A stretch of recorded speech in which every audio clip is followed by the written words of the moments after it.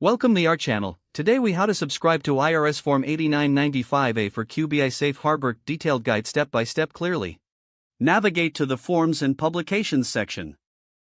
Search for Form 8995A, select the link to download the form and its instructions. Review the eligibility criteria for the qualified business income deduction to ensure you qualify. Locate the section that specifies the requirements for the safe harbor. Ensure you have all necessary documentation regarding your qualified businesses. Complete the form accurately, filling in all requested information.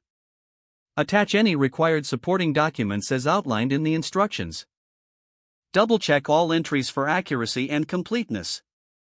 Submit Form 8995A with your tax return for the applicable tax year. Keep a copy of the form and all supporting documentation for your records.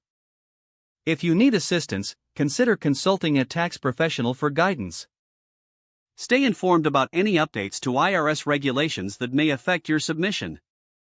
If the page does not load, refresh the browser or try again in a private or incognito window.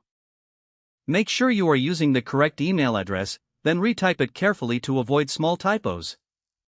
If your password is not accepted, use the reset option and create a new strong password you can remember. Check your spam folder for verification or security emails, then complete any requested confirmation steps. Enable two-factor authentication if available to improve account security and reduce unauthorized access risk. After signing in, review your profile details so your contact information and settings are accurate and current.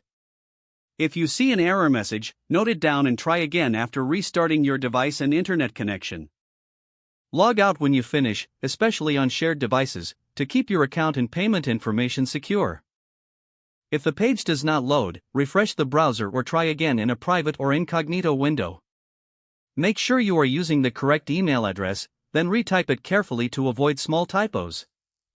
If your password is not accepted, use the reset option and create a new strong password you can remember.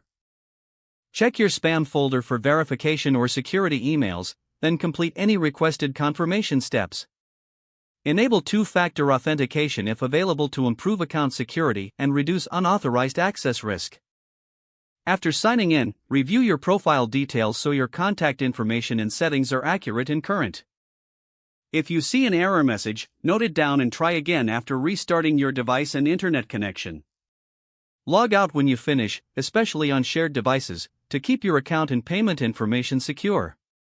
Don't forget to like this video and subscribe to our channel for more step-by-step tech guides.